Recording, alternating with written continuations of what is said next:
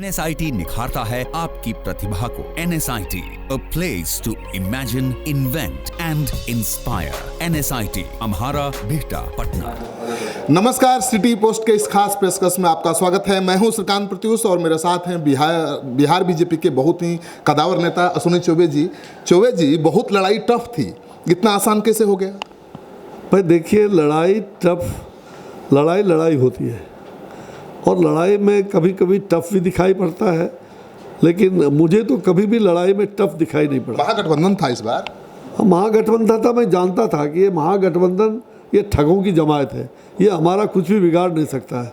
ये मेरे मन के अंदर शुरू से था और इसलिए मैं कहता था पहले भी कि हम 40 पर छक्का लगाएंगे बिहार में, और लगभग हम लोगों ने 40 पर छक्का लगाया। एक तकनीकी कारण से थोड़ा कम हो गया, लेकिन किशनगंज में वो एक बहुत ही कठिन जगह है, फिर भी हम 40 सीट पर 39 सीट जीते हैं बिहार में। ये सारा करामात जो है हमारे प्रधानमंत्री श्री नरेंद्र भाई मोदी जी का जो करिश्मा देश भर में रहा, और बिहार में विशेष करके जहाँ नरेंद्र भाई मोदी थे वहाँ डबल इंजन की सरकार भी चल रही थी। भाई श्री नीतीश कुमार जी, हमारे श्री रामविलास पासवान जी, इन सब लोगों का एक पूरा मतलब जहाँ एक तरफ महागठबंधन था और वहाँ एक तरफ एनडीए, ये एनडीए झलक के आ रहा था जनता के सामने कि हमारा विश्वास नरेंद्र भाई मोदी के प्रति है।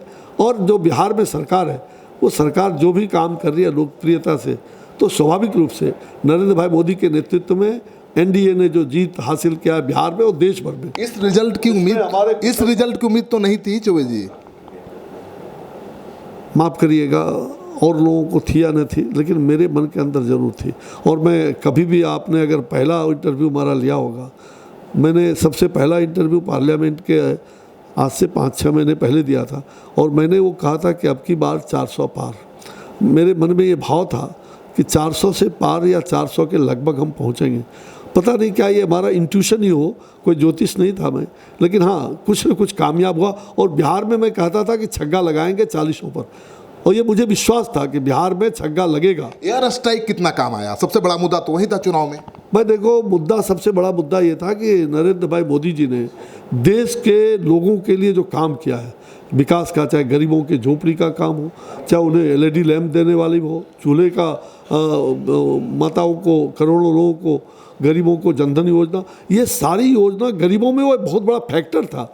और जहाँ तक रही कि देश के राष्ट्रीय सुरक्षा का, तो निश्चित रूप में जहाँ सेनाओं को हमारी सरकार ने जिस प्रकार से छूट दी, एयर स्ट्राइक हुआ या जिस प्रकार का हुआ, ये सेनाओं के कारण जो देश का मनोबल ऊंचा हुआ, और उस मनोबल ऊंचा करने में वाले में 56 इंच का सीना वाला भारत का जो सेवक के रूप में प्रधानमंत्री नरेंद्र भाई मोदी थे। निश्चित रूप से लोगों को लगा कि ऐसा ही हमें अटल आदमी चाहिए, ऐसा ही प्रधानमंत्री चाहिए जो देश को हर तरह से सुरक्षित रख सकता है, देशभक्ति को जगा सकता है और देश में विकास की पहिया को जो आगे बढ़ा सकता है। लेकिन क्या इस जीत को आप हिंदुत्व की जीत के रूप में भी देखते हैं?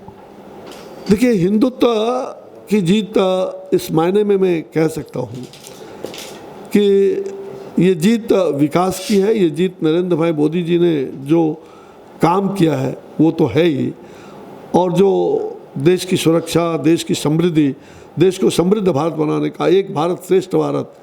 लेकिन इसके साथ साथ हम ये कह सकते हैं कि इस बार जातियों को हमने बांटने का काम किया है और हिंदुत्व ऊपर उठाया है। हिंदुत्व ही राष्ट्रित्व है, ये भाव मन में लोगों का पैदा हुआ है। मैं ये नहीं कह सकता हूँ पूरी तरह से कि ये कोई हिंदू लहर थी। हिंदू कोई धर्म नहीं, हिंदू कोई संप्रदाय नहीं, हिंदू भारत की संस्कृति है, भारत का संस्कार है। तो भारत की संस्कृति और संस्कार इस बार जगते हुए दिखाई पड़े। यानी जाति के बंधन को तोड़कर आपने हिंदुत्व को जगा दिया। निश्चित रूप से जाति बंधन टूटे हैं और हिंदुत्व के भाव आगे बढ़े हैं। और जो मुसलमान भाई भी, ऐसा नहीं, हमारे क्षेत्र में मुसलमानों ने जगह जगह मुसलमानों ने भी हमें मत दिया। तो वो मत, मैं बार बार कहता हूँ, हिंदू और मुसलमान का कोई भेदभाव नहीं। हिंदू, मैं बार बार कहता हूँ, हिंदू कोई जाति नहीं, धर्म नहीं, हिंदू भारत की संस्कृति और संस्कार है। Hindu is way of life, जीवन जीने की पद्धति है। लेकिन मुसलमान जो हमारे जो हिंदुत्व को पहचानता था, जो इस राष्ट्र के प्रति समर्पित था, ऐसे मुसलमान भाइयों ने जो भक्ति दिखाई है, मैं उनके लिए भी कृतज्ञ हूँ। राम मंदिर बनेगा अब? निश्चित रूप से बनेगा, इसमें कहीं दो मत नहीं। राम मंदिर तो हमारा ये रोम रोम में राम है, करोड़ों लोगों के रोम रोम में राम है, इसलिए राम मंदिर तो बनेगा ही और सबके सहमति से हो, जैसे भी हो। सुप्रीम कोर्ट को जल्दी इस पर निर्णय करना पड़ेगा और राम मंदिर अयोध्या में रामलला का भव्य मंदिर बनेगा। तो बक्सर में रामलला का वो कर्म भूमि है, वहाँ धनुष का, जहाँ जिस धनुष से उन्होंने ताड़कासुर का वध किया था, वो बहुत बड़ा धनुष का वहाँ चित्र भी, मूर्ति भी स्थापित। बक्सर के लिए क्या करेंगे खास बता दीजिए, क्योंकि बक्सर की जनता को उम्मीद है बहुत आपसे दोबारा मंत्री। जनता को मैंने जो कुछ पहले चुनाव में कहा था, लगभग सभी की सभी चीज़ें मैंने ज़मीन पर बीजारोपण कर दिया है। कुछ चीज़ें प्रकटीकरण भी हो गया, दिखाई भी पड़ रहा है, और कुछ चीज़ों को बक्सर को सजाने और संवारने का है, एक नया बक्सर बनाने का, नया बिहार, नया भारत का जो संकल्प हमारा है, हम बक्सर को सजाएंगे, संवारेंगे। और जितनी चीज़ें हमने, चाहे वो आपने देखा कि 1320 मेगावाट बिजली का शिलान्यास हो गया, अब रामायण सर्किट के रूप में भगवान राम का वो कर्मभूमि है, जन्मभूमि अयोध्या रहा है, लेकिन उनकी वो प्रशिक्षण की भूमि रही है, तो वहाँ रामायण सर्किट के रूप में जो अनेक चीज़ें, हमारे निर्माण का काम जो 100 करोड़ रुपए उसके लिए हमारा स्वीकृति हुआ है, हम उसको भव्य बनाएंगे। साथ साथ जो रेल के मामले में जो वर्ल्ड क्लास का स्टेशन तीर्थाटन केंद्र के रूप में बक्सर को लिया गया, कुछ काम शुरू हो गया। आपके विरोधी ये भी आरोप लगाते हैं कि आपने एम्स बक्सर से ले जाकर भागलपुर पहुंचा दिया। मुझे लगता है जो विरोधी हैं उनके दिमाग में कभी उन्होंने एक होम्योपैथिक का भी दवाई कभी खोला, दुकान खोला, कभी नहीं खोला। होम्योपैथिक का भी कभी सोचा, कल्पना किया, लेकिन हमने सोचा था, हमने देखा कि यहाँ के लोग BHU जाते हैं, तड़पते हैं, यहाँ के लोग पटना जाते हैं, और हमने भारत सरकार से आग्रह करके, और हमने मेडिकल कॉलेज बिहार में 5 मेडिकल कॉलेज इस बार दिया और 3 पिछले बार दिया था, 8 मेडिकल कॉलेज भारत सरकार के द्वारा हुआ, और 550 करोड़ की लागत से मेडिकल कॉलेज का भूमि पूजन भी हो चुका है, और मेडिकल कॉलेज जल्द बनने वाला, एक सुपर स्पेशलिटी के साथ, और देश भर के टेलीमेडिसिन सेवा से उसको जोड़ा जाएगा। मुझे लगता है कि एम्स नुमा सुविधा अब वहाँ के लोगों को मिलने वाला। और जहाँ तक आपने कहा कि विरोधी ये कहते थे एम्स के बारे में, तो विरोधी को ये कहने का ये बेबुनियाद है।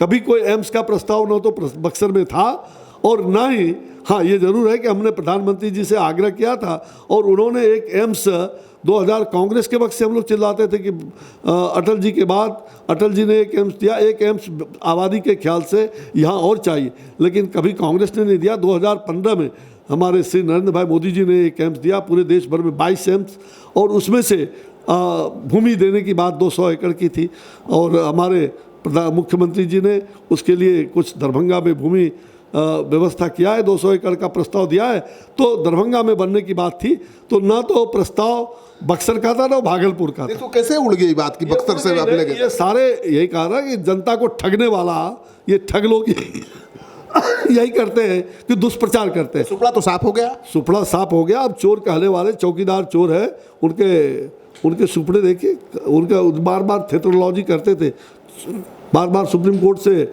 जा करके और क्षमा मांगते थे, और कहते थे चौकीदार चोर है। राहुल गांधी की चौकीदार चोर है कि ये लोग चोर है? राहुल गांधी की सिद्ध हो गया ना, जनता ने सिद्ध कर दिया कि चौकीदार ईमानदार है, तुम सारे लोग चोर हो। राहुल गांधी की अंतरात्मा जाग उठी है और वो राष्ट्रीय अध्यक्ष के पद से इस्तीफा दे सकते हैं। वो ये नौटंकी कर सकते, इस्तीफा दे या ना दे। इन्होंने कांग्रेस मुक्त भारत बनाने में बहुत बड़ा योगदान किया है, और मुझे विश्वास है अगले कुछ वर्ष तक ये रहेंगे, अपने आप कांग्रेस मुक्त हो जाएगा। गांधी जी ने कांग्रेस को, जवाहर नेहरू को कहते थे कि भाई अब कांग्रेस का जरूरत नहीं है, आंदोलन हो गया, अब कांग्रेस को हटा दो, कांग्रेस कोई राजनीतिक दल नहीं है। लेकिन जवाहरलाल पंडित जी ने इसको राजनीति रखा, इसलिए उनको लग रहा था कि ये पार्टी आगे बढ़ेगी, और ये वंशवाद का सहारा लेकर के, गांधी का टोपी पहन करके रोज रोज गांधी की हत्या करने वाले ऐसे लोग सबक सीखें।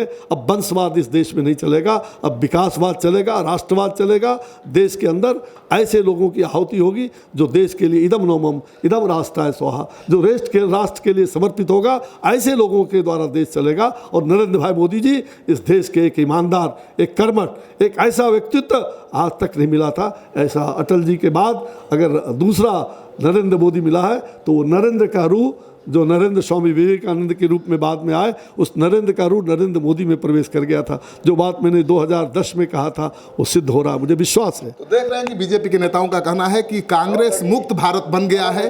आपको इनके दावे में दम दिखे तो इस वीडियो को खूब शेयर करिए। अगर आपने अब तक हमारा चैनल सब्सक्राइब नहीं किया है तो कर लीजिए। आपका सहयोग समर्थन लगातार मिल रहा है, उसके लिए बहुत बहुत आभार, धन्यवाद। 22 वर्षों का विश्वास, 10,000 से ज्यादा डॉक्टर्स। गोल, नेशंस लीडिंग इंस्टीट्यूट।